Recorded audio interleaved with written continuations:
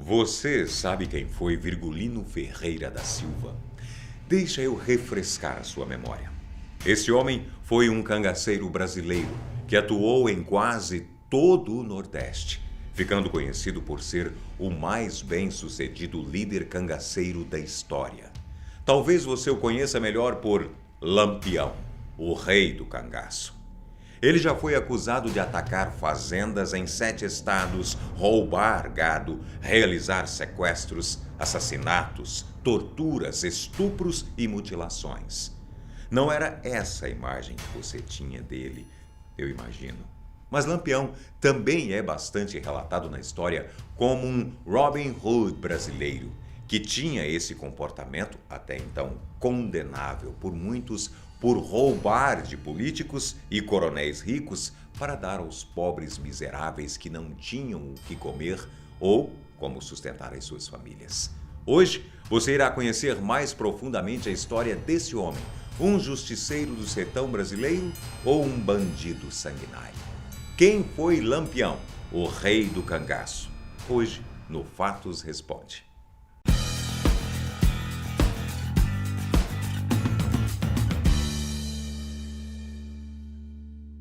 A história de Lampião já foi retratada em filmes de comédia, como O Cangaceiro Trapalhão, em minisséries de televisão, nos teatros, além de existirem dezenas de livros e publicações sobre ele.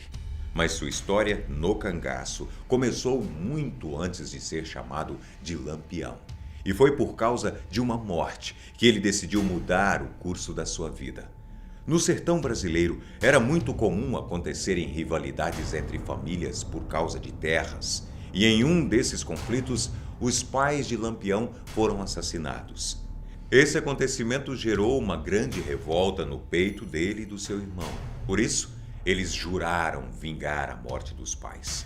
Assim, decidiram entrar para o cangaço. Esse movimento foi um fenômeno de banditismo que ocorreu na região semiárida do Nordeste, e Lampião era chamado de cangaceiro porque era considerado um fora da lei. Ele se tornou o líder do bando de cangaceiros mais temidos e sanguinários do sertão brasileiro. Composto por 50 pessoas, entre homens e mulheres, chegou a ser conhecido como o Robin Hood da Caatinga, e se dizia um homem religioso, carregando sempre uma imagem de Nossa Senhora da Conceição e um rosário em suas viagens. Lampião media aproximadamente 1,70 m. Era cego de um olho e era muito vaidoso. Sempre usava anéis em seus dedos e usava um lenço no pescoço. Ele era patrocinado por coronéis e grandes fazendeiros. Disso você sabia? Eles ofereciam abrigo e apoio para o bando, assim evitariam possíveis conflitos entre eles. Se fossem bem recebidos, a cidade realizava festas com muita música e dança. Em troca, eles lhes davam esmolas. Sabe aquela música Mulher Rendeira, que todo mundo conhece? É de autoria do Lampião e sempre tocava essa música nos bailes dos vilarejos. Mas se o bando não conseguisse apoio, comida e dinheiro, eles eram muito impiedosos e realizavam grandes atrocidades com os moradores do local. Em alguns casos, após estuprarem as mulheres, eles as marcavam com ferro quente. Houve uma época em que o famoso padre Cícero chamou Lampião para uma conversa e o repreendeu por seus crimes e atrocidades feitas.